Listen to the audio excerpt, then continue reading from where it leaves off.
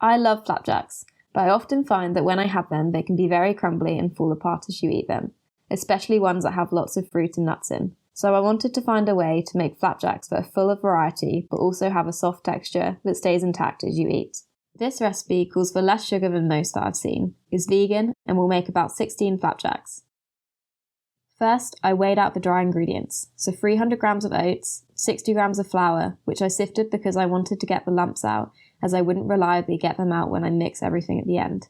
Then the seeds. I used 30 grams of sunflower seeds, 30 grams of pumpkin seeds, 20 grams of poppy seeds, 20 grams of hemp seeds, and a pinch of salt. For the seeds, I wanted to use about 100 grams in total, but it's entirely up to you what combination of seeds you use. Next, I weighed and chopped the dried fruit.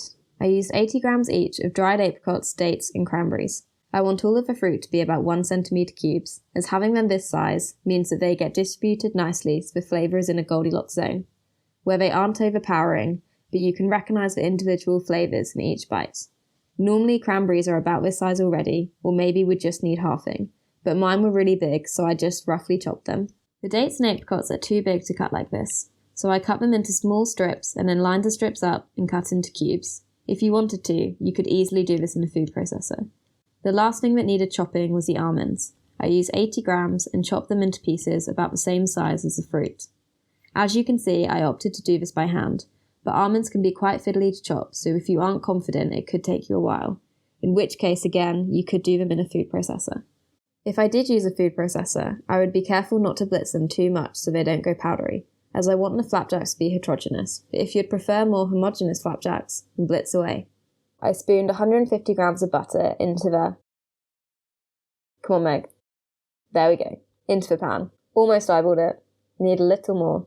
Then 75 grams of coconut oil. I use coconut oil as well as butter. Because vegan butter is a lot softer than conventional butter, it doesn't bind things together as strongly, whereas coconut oil, as you can see from how solid it is in the jar, is really good for this. So between them, they ensure once the flapjacks are baked that they hold together and aren't crumbly. Finally, I added 70 grams of brown sugar into the pan, and then put it onto the hob on a low heat to start to melt everything. Once it gets hot, I'll need to babysit it to stop anything from burning, but whilst it gets going, I have time to mash the bananas. I used 3 bananas that were nowhere near as ripe as I'd like them to be, so they won't be sweet enough and they'll be harder to mash. All I did was mash them up with the back of a fork. One of the things I really like about this recipe is compared to a lot of others, it doesn't use very much sugar, because the bananas and dried fruit can provide a lot of the sweetness. I had the hob on a low heat and gave it a little stir occasionally just to speed the melting along and to stop anything from sticking.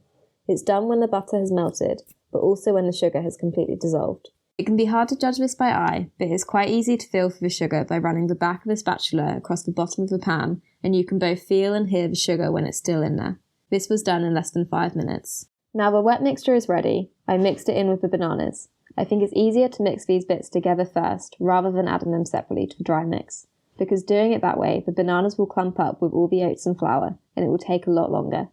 Normally I would just mix this all together using the same fork I mashed the banana with, but because my bananas were so underripe, I had to sack the fork and upgrade to a whisk. Once that's all combined, then I poured the wet ingredients into the dry, and folded it all together with the spatula. The spatula can only really get me so far though, before I need to use my hands in order to mix everything together thoroughly enough. All that's left to do now is bake the flapjacks. So I lined a big baking dish with greaseproof paper. To help it sit evenly, I pressed it into the corners of the dish so that when I lifted it out, there are little indents where the corners are. Then I made diagonal cuts from the corners of the sheet to these indents, and it will fit without any creases. My baking dish was 8 by 10 inches.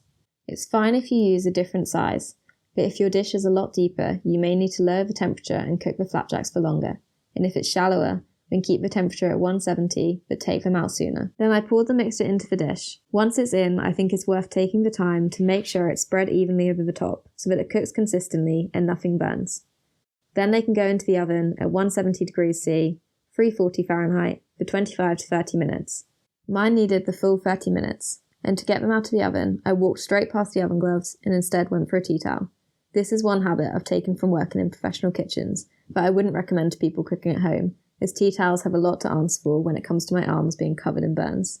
Anyway, once they're out, I left them to cool until they're cool enough that I can handle them comfortably. The flapjacks should lift out of the baking dish, and likewise the baking parchment should come off fairly easily. Then it's just a matter of cutting them into whatever size pieces I want. I find this can be tricky to visualize, so I sometimes use pieces of spaghetti, or in this case linguine, to help me see how big the pieces will be and where I need to make my cuts. I went for some longer and thinner rectangular pieces today.